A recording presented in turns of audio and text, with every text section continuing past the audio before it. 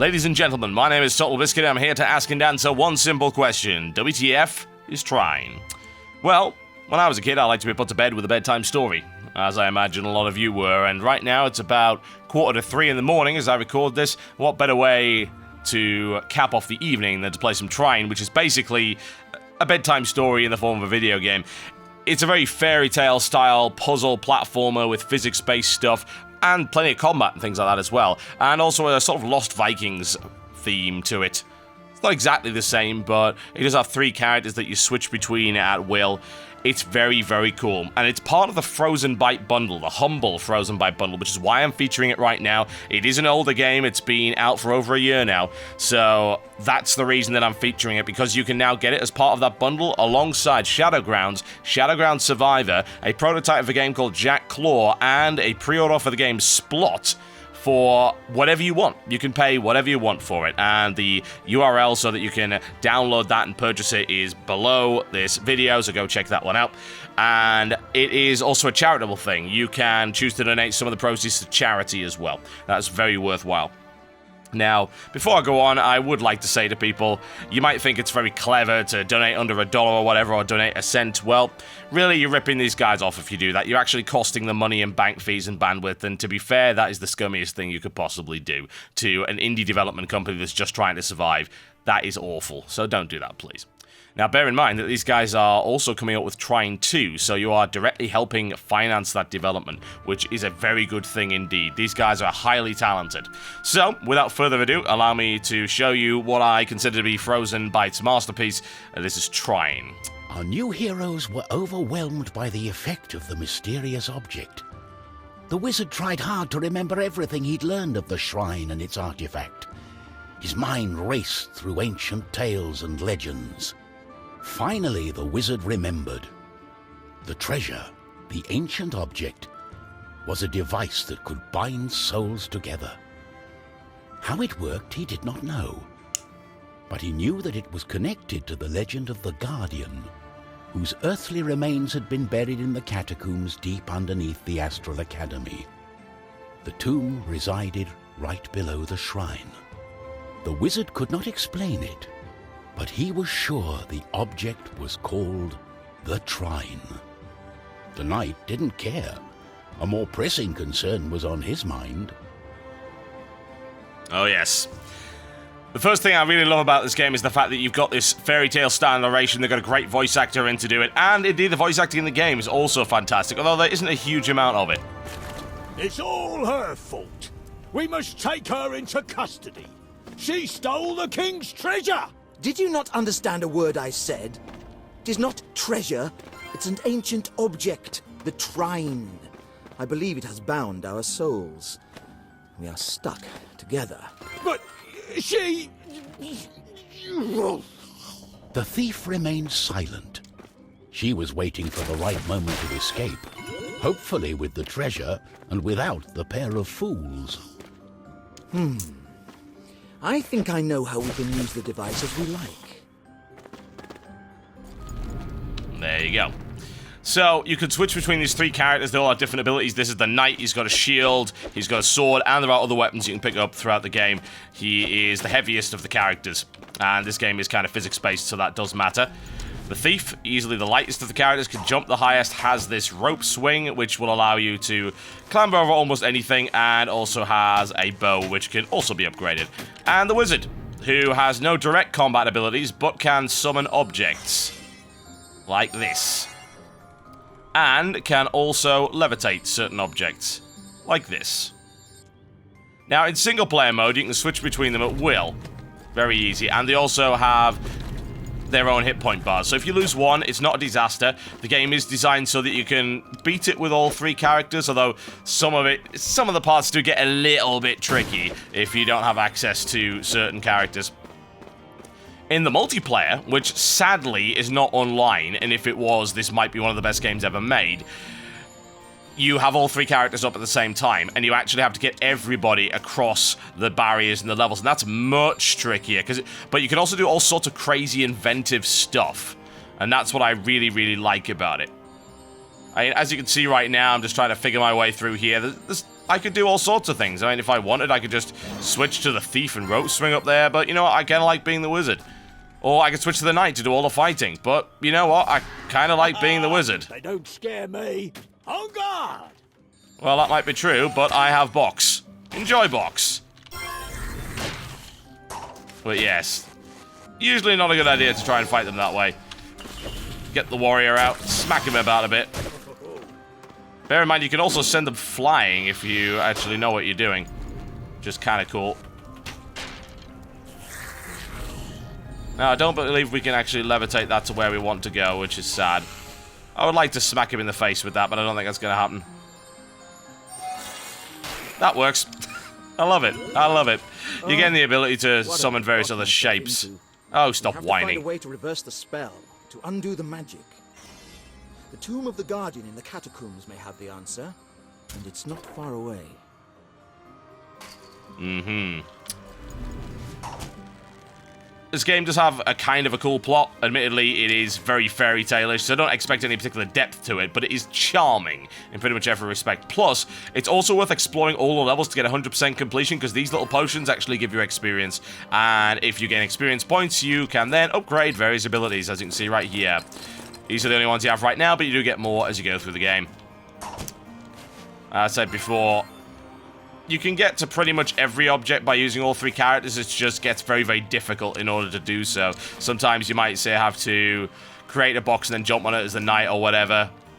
In this case, this, I believe, is one of the only moments where you absolutely do have to use the appropriate character. Most of the blockages sort of on the way and the obstacles, they can just be bypassed by cool jumping or whatever, but in this case, we have to make use of the wizard to break our way through here. There we go. Nice and easy. What stuns me about this game is that this is an indie game and it's one of the most beautiful games I've ever seen. It really, really is. They put so much effort into it. They really did. It is such a gorgeous looking 2D platformer. I'm trying to think of one that looks better and I actually can't off the top of my head. It's just so, so very good in that way. And the acrobatics are fun as hell, which really helps. Even the music is fantastic. There is a good soundtrack to this one as well. He actually released this. I think you could buy it on iTunes. It actually got that big. But yeah, the game did reasonably well when it came out. I mean, it's a good 6 to 8 hour-ish experience. Doesn't really have any replay value in single player, but has loads in co-op, because it's kind of like Magicka in the way that you can do silly things, and there are moments where you just end up bursting into fits of laughter because you've done something crazy. In the case of this game, you do end up dying if you do something crazy for obvious reasons, but it's still, it's a lot of fun. It really is. Great. Oh, yes. Have it. Thank you. Even the animation is high quality, at least for the characters. I mean, I think maybe the animation on the enemies isn't so good. I'm just trying to remember, because I played this over a year ago for review. I think I almost completed it. I didn't really have the time to finish it, but I played a good 6 hours of it, I think, before I did the review. There were some complaints about the final level, but they actually put some DLC in, which put in another level to end it, which actually made it much, much better. And that DLC was free as well, so can't really complain. But I think one of my main complaints with the game was the lack of enemy variety, actually. With the skeletons, there's a lot more skeletons, there's a couple of boss types. But then again, the game's really not about that. It's not about major combat. I think that's what people need to bear in mind. It's about sort of creating solutions to problems in cool ways. And there were some complaints by people saying, oh, well, you can just beat the whole game one way or the other. It's like, well, you can, but you're not going to have as much fun if you do that, are you? That's the thing. And later on in the game, you get the ability to create pivots as the mage, and you can also create planks. So you can make ramps and make things really, really easy. But why? I think, yeah, that's a real thing, isn't it? Why would you do that? Because it's a game. It's about having fun. Do what you think is cool. I mean, if I want to spend ages getting up here, I can. Or I can do something like this. This is a physics-based game, after all, so treat it like one. we're going to need a big... Actually, not a bigger boat, a smaller boat. A smaller box. That one will not fit. Go on, get in there. Just, I need to rotate it. Come on. You see, after I've said all this, I'm probably going to not be able to do it, am I? Even smaller box. Nice little mini box. Come on. Come on. Come to daddy. Just get your... You can do things like this. Go on. Just... Da! Thank you. As I said, you can just spend time mucking about and thinking of solutions to problems. And this game is kind of designed with emergent gameplay in mind. And I like that. A lot. I really, really do. I appreciate games that have emergent gameplay. My favorite game of all time, also known as the best game ever made, Deus Ex, also has a lot of emergent gameplay in it. So anything like that I really appreciate.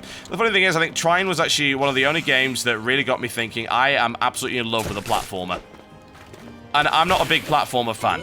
I like Sonic, for instance. The originals, 1, 2, and 3. Loved Sonic games. Wasn't really big into Mario. I was more of a Sega kid. But not hugely into platformers in general. But Trine, yeah. It nailed everything for me. Like, all the right things. I can choose how much of a platformer I really want it to be. If I don't want to make silly, crazy jumps, I can just make ramps and stuff as the wizard and bypass it that way, or smash through things as the knight. That's wonderful. Now, I believe I have enough experience, if I recall correctly, to actually do an upgrade. And I was wrong. I cannot. We're getting there. We need more experience. We need to slaughter more enemies. For the good of the land, of course. That doesn't sound good. Go on. Down you go. Now, on medium difficulty, this game isn't all that hard, but there is an unlockable difficulty level, and also there is hard difficulty. As I recall, the knight's also one of the only people that can really push heavy objects. Although you can often levitate them as the wizard, so that's kind of a redundant ability. Go on, you fall off. Go on. Fall off. Go on. Off you go. Thank you. Much appreciated. Your cooperation, I love it, is fantastic. Up we go. What can we find? Magical, magical things hidden in the trees, of course. Why would they not be? Can I tilt it? Yes, we can. Can I kick it? No. No, I may not. I'm not permitted. Trying to think what the best way was to actually get over there. Evidently not that way. Maybe I can just do this. Is there a way up? I think one of the... You know, I hate to nitpick, but it's kind of my job. I think one of the problems I maybe have with these 2D games that look like 3D games is sometimes the perspective's a little bit off, so you can't really tell what you can pass through and what you can't. I mean, for instance, you could just jump up there, but really there's vines and stuff in the way, so it's a bit of guesswork involved in it, I think, which is not ideal. Now think about it. How would you get up here? Well, you could just do that, if you want, which is kind of alright.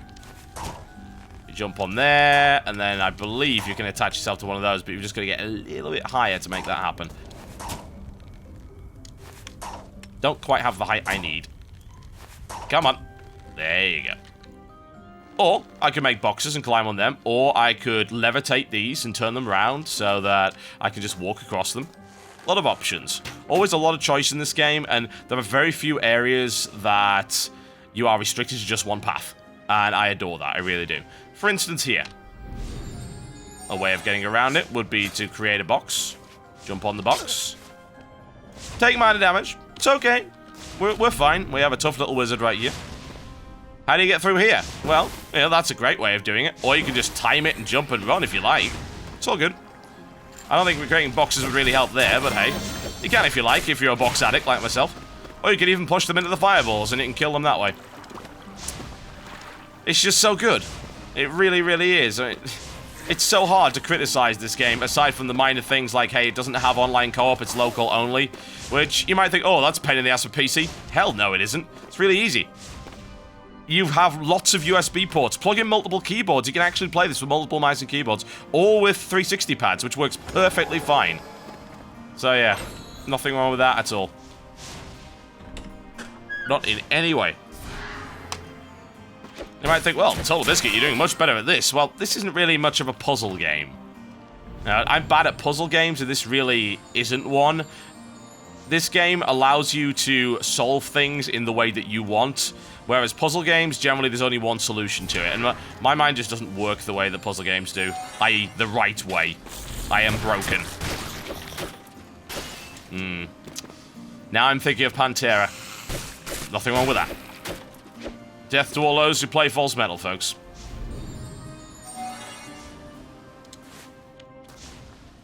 Now, if you think about it, think about sort of the co-op system. If you're playing co-op right here, this would be a whole lot different. It would be kind of crazy, really. You have to think of, you know, what way can you really figure out a way to get everyone over the bridge here? It's tricky. It is tricky. Because you'll end up dying very rapidly if you're not careful. Although you can do cool stuff like actually levitating people on objects, so that's kind of neat. Trying to remember how to do this. It's been so long since I played it. Alternatively, you can just do this, if you like. All sorts of ways to do it. Don't put the box on the head, that would be silly. Come on, up you get. There we go. See? Always a solution to a problem. Whichever solution you would actually like, really. Let's not set ourselves on fire, that's kind of silly. Shields are helpful in that way. For the king! And country, of course. Bloody skeletons. Yes. Satisfying. Very much so. What else is there to really say? Well, the game is awesome and beautiful and really well constructed and obviously a labor of love. A crap ton of work has been put into this game. It is very easy to appreciate. Look at the backgrounds. Look at that! For God's sake. Most modern AAA games don't look that good. This was made by, like, a 15-man studio. Independently financed. Can you even believe that? So much talent in the indie scene. People wonder why a series like WTF Is valuable for promoting these kind of people. Because if we promote indies that make stuff of this caliber, they will continue to make amazing games. And we don't have to rely on people that make $60 console ports and spend all their money on marketing. We don't have to do that. There's no need. We can play games like this, and it will be awesome. So, all I can say in that regard is, please go support Frozen Byte. Go buy the Frozen Byte bundle. Shadowgrounds and Shadowground Survivor are really good as well. No doubt Splot will be amazing. They haven't made a bad game up until this point. And Trine, as far as I'm concerned, is worth the asking price alone. I paid $20 for Trine on launch, and one of the best purchases I've ever made for $20. This is how you put together a $20 game, folks. You know, other indies take note of this, really. It is that awesome. It really is. You should be impressed, because damn I was at the time. I'll tell you that for a fact. Oh yeah. Ladies and gentlemen, that was a look at Trine. You have an opportunity to go and get it right now. You should. You really, really should. It's that good. If you can't see that from this video, as the water streams behind me very, very loudly, then you be crazy, and you scare me in that way. That's my bedtime story, folks. I'm off to bed. Thanks to Frozen Byte for making one of the best platformers ever. I'll see you next time.